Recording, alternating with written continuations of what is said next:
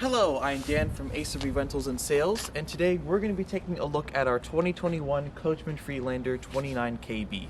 Just like usual, I'm going to be showing you the outside and then the inside and all the appliances, so you'll be all set and ready when you decide to rent from us. We're going to start on the driver's side here with just a storage area down right over here. And next to that we have our generator. The generator is basically a substitute for when you're not plugged in at a campsite. So it's going to be powering all the major electrical appliances inside your RV. It's going to run on the engine gas, so as long as you're at least about a quarter tank full of gas, you can expect this to work. It's going to power your TVs, your microwave, your AC unit, and your outlets. You really don't have to come out here and do anything, as I'll show you how to turn it on inside, but in the event where you accidentally run the AC and the microwave at the same time, sometimes it's a bit too powerful for the generator and it will cause it to break. In that case, the breaker will flip back like this. So all you have to do is just come out here, flip it towards you, just like that. Apart from that, everything else can be handled inside.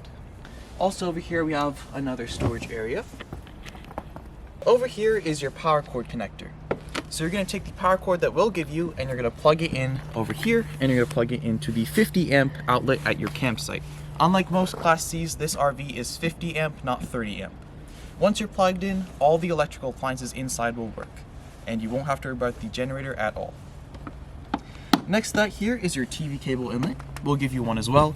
So if you have cable hookup at your campsite, you can just hook it up in here. Otherwise, if you don't, there's also an antenna for this RV, so you can just find local channels through the air instead. Over here is your city and freshwater inlets. We'll give you a hose for this, but you only have to worry about this inlet right here.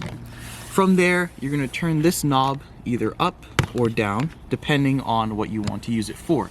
If you want to fill up the tank in your RV, that is, use the water in your tank when you're on the road, you want to use the kitchen or the bathroom, you're going to fill up the tank by turning this knob upwards.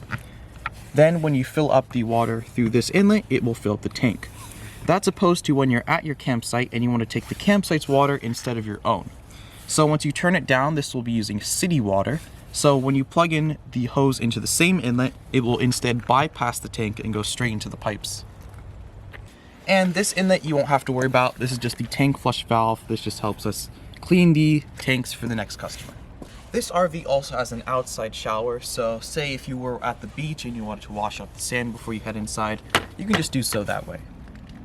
Over here is your gasoline inlet. This RV takes regular 87 gas, no premium, no diesel, and the tank is about 55 gallons. In the back we have a huge storage area that covers both of these doors. When I open it up from the left, you'll see we have a few bags with all the hoses and cords that we'll give you. In this bag here we have our sewer hose, and I will show you how to hook up the dumping station in just a second. But in this other bag we have a few other things.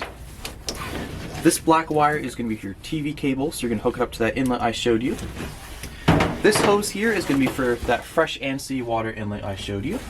And in here we also have a water filter you can connect to the water hose. To dump out the waste tanks, you're going to take that sewer hose, you're just going to take the part with the teeth clipped on here, and you're going to take the other end with the elbow and stick this in the ground at your campsite. From there you have two valves. This one here is the black valve for the black tank, that's going to be your toilet water. And this one here is going to be for your sink and your shower water. When it's pulled out, it's open, and when it's pushed in, it's closed. So we recommend you open up the black tank first, and then the gray tank to sort of flush out the waste in the hose so it's a bit cleaner. But after that, there are gauges inside the RV that will tell you how full or empty the tanks are. So once they're empty, you can just push them back in, and you're good to go. And as I said, this storage area also connects to the one I just showed you. So you have a bit more storage over here. Now coming onto the back of the RV, we have the ladder, which is just for service purposes up on the roof, so you shouldn't go up there. But we also have some exhausts. We have the hot water exhaust. I'll show you how to turn on the hot water inside, but just expect to see and hear a little flame going in here when you turn it on. We also have the furnace exhaust, so expect both these to be hot and don't touch them. Now onto the passenger side of the RV. We have a lot more storage areas over here.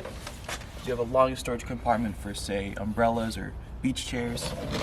Above that we have our power outlets. Just make sure that you're plugged into shore power or the generator is running for these to work. Over here we have a propane outlet that will connect to the propane tank in this RV. So if you have an external grill at your campsite, you can hook it up in here and take propane off of the unit. This RV also has an outside TV.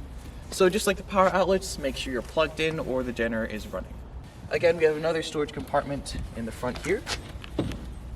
And finally in the front here, we have our propane tank. This one here is about 16 gallons. It should last you about a week or so before you'll have to refill it. We have a gauge here that will tell you how full or empty it is, but there is also one inside. You can leave it on since your fridge runs on it when you're not plugged in. And it's also going to be for things like your stove, your oven, your water heater, and your furnace. If you do have to refill it, truck stations and campsites will do it for you. You should also note that this RV is about 30 feet long, about 8.5 feet wide, and we like to say it's about 12.5 feet tall, although it is just a bit shorter. But watch out for places like parking garages and drive-thrus. Anywhere else with the clearance, just make sure you're below that 12.5 feet. As I enter the RV, you should note that we have a screen door here that detaches just like that. At the entrance here, we have a few things. To my left, we have our fire extinguisher, and to my right, we have a few switches. This one here is going to be for the inside ceiling lights. We have the LED awning lights here, and then we also have the awning. This is going to run on the house battery, which we'll talk about in a second. If it's not coming out, just make sure that the parking brake is on and the keys are out of the ignition. This is going to go out about 8 feet total, and it is really only for shade, so if it gets windy, rainy, snowy, you should bring it back in. This switch here is for the house battery, and the house battery is actually right underneath these steps right here. It's for very minor electrical things like the lights, the awning, or the slide out, and it'll be charged when you're plugged into your campsite or when the engine is running. Over here we have a little paper that'll show the specs of the RV. We also have an anchor for a booster seat as well. And this little panel right here is for the jacks. So you can power on like this, and you can press each of these buttons to bring down the jacks little by little. If you want to bring the jacks up, you can just hold down all retract, and it'll take a few minutes to bring them all back up. So if you're bringing the jacks on a campsite, just spot and make sure that all the jacks are up before you leave. Over here is the most important part of the RV, which is the control panel. So this little rectangle will tell you the levels of all the tanks. If I push down on LPG, for example, which is propane, these buttons will light up from empty, 1/3, 2/3 to full. So you can see that 3 of these lights are lit up, which means that the propane is 2/3 full. We have the battery here, which is mostly charged, the freshwater tank, which is empty, the black tank for the toilet, and the gray tank for the sinks and shower. These 2 buttons are for the 2 slide outs. We have one for the cabin area in the front, and the other is for the bedroom in the back. You just want to hold down in or out, and you can hear it move in and out. Just like the awning, if it isn't moving, make sure the keys are out of the ignition and the parking brake is on. Over here we have the switch for the water pump. So if I switch this on, you can get water from any of the faucets and it will take it off of the tank. We just like to have it off when you're driving, just in case you hit a bump, you don't want your kitchen sink turning on, for example. We also have 2 ways to turn on the water heater. If you're not plugged in, you can use propane gas to heat it up. It'll take about 15-20 minutes to do that. But if you are plugged in at a campsite, you can use electricity instead just to save that propane. Finally, we have tank heaters for the waste tanks. If you're traveling to a place where it's below freezing, you can turn this on to heat up the tanks to prevent them from freezing over. Here is the meter that will show you the total number of hours the generator has been running ever since it was manufactured. So for this RV, it says 239.5 hours. If you want to turn on the generator, you want to hold down this button first to prime it until the light above it turns on. Once it's primed, you can hold down start, give it a few seconds, and there you go. Once the microwave beeps, which will be about after 30 seconds to 2 minutes, then you'll know that everything will be powered. Below the control panel is your thermostat, which is going to be for your AC and your furnace. So just pressing this button again and again will cycle it through all the modes. So this is off, and press it again. This will be for just the fan. If I press it again, you'll see the snowflake, the compressor will engage after a few seconds, and the AC will turn on. If I press it again, this is your furnace. This will run on the electricity and also a bit of the propane. If I push it again, it's back to off. Next, I'll show you how to find channels on the TV. So once it's on, you're going to press this button here, which is source. You want to make sure that the source is set to TV. Then you're going to press menu. You're going to go over to channel. And then from here you can switch between air, which is for the antenna, or if you're plugged in at your campsite, you can switch over to cable. I'll go back to air since we're using the antenna. I'll go down to auto scan, yes, and then it'll take about 5 minutes to find channels for you. Here we are in the bedroom, and we have a separate AC unit for the bedroom. That's why this RV is 50 amps. The controls are a bit different here. So if I turn this dial along this gray bar here, this will turn on just the fan. If I turn it the other way, it will activate the air conditioning. And this dial is to keep it cooler or warmer. Over here we just have a lot of storage, and we have a wardrobe here where you can hang your clothes. We also have storage above the bed here as well. In the back here we also have our bathroom.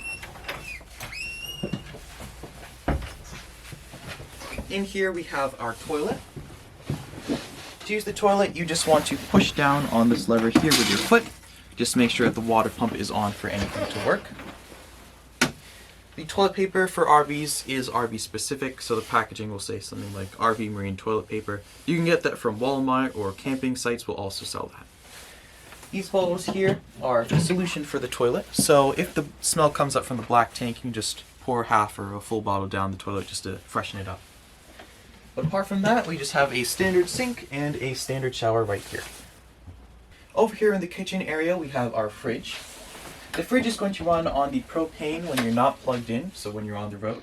And when you do plug in at a campsite, it will automatically switch over to electricity. So no matter what, your fridge is going to stay on, and your food will be kept cold.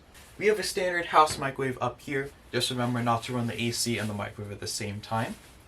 Down here we have our stove, which is going to run on propane. So you just want to set each of these burners to high, and you can use the igniter. Once you're done, just wait a few minutes before you put the glass top back on. You don't want the propane to get trapped in there. We also have a small oven here. You're going to use this knob, just turn it to light and hold it down for about 20 seconds. Then you're going to take a long lighter and just light up this metal bar right here. We also have a standard kitchen sink, and we have some additional counter space right here. Here in the living area, we have a carbon monoxide detector on the ceiling, and down over there we have a propane detector as well. We have 2 reclining chairs here with seat belts. There's a lever to my left here. You just pull this and it'll come out. And our dinette area over here turns into a bed, and I'll show you that just now. To take the table off, we have a little knob down here. You want to twist it to the left to loosen the tabletop, and then you can just take it off like this. Next, you can take this drawer out, like this, and you can take the tabletop and lay it across here.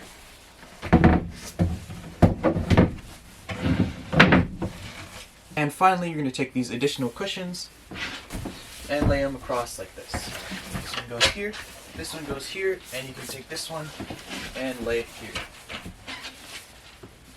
We also have an overhead bunk over here, so you can just take this cushion, pull it across, and lay it down here. And then you can take the ladder and just hook it onto these latches here. Down by the bed over here, we have our fuse box and circuit box. We'll give you some extra fuses in the front just in case anything blows. To use the windows, you just want to pull these latches out. And from there, it's just pull and push. The same goes for the blinds. Behind the passenger seat, we have a few things in this envelope. We have extra fuses for the fuse box. We have our registration over here. And we also have an online guide you can scan with this QR code. As far as the keys go, this one here is for the ignition. This oval key here is for the cabin door. And we have 2 silver keys for outside storage compartments. We also have our address and contact information here. On the front display over here, we have our radio. We can connect our phone with Bluetooth. And this button here is for the rear view camera, which will turn on in just a second. You can keep this on when you're driving, or when you put the RV in reverse, it will automatically turn on as well. We also have side view cameras on the left and right mirrors. And lastly, by my left foot here, we have our parking brake, and you can release it with this handle here. And that's all I have to say for our 2021 Coachmen Freelander 29 KB. I'm Dan from Ace Rentals and Sales, and have a great trip.